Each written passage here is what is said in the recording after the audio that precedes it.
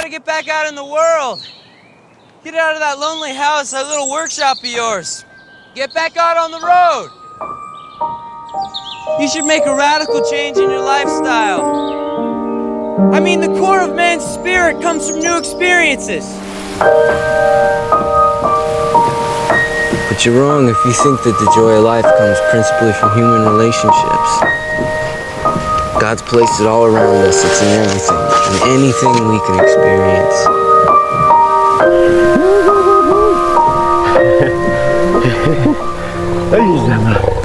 People just need to change the way they look at things.